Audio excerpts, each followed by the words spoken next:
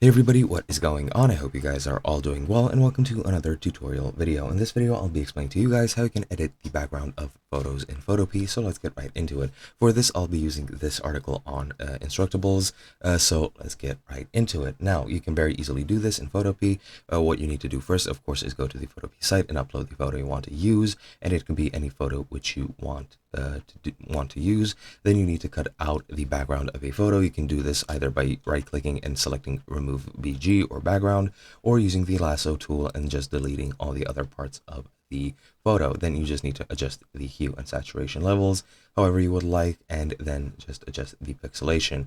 Now you can just use the photo without the background to make it a separate layer and make the layer in the forefront, and then you can add whichever layers you would like behind it and just edit the image however you would like. You just need to adjust the hue, saturation, the pixelation, and the crop and download, and yeah, these, and then you can crop the image and download it to your device. But pretty much all you need to do is just remove the background and then just make it the forefront layer, and then add any layers behind it so that you can change the background. And that is basically it.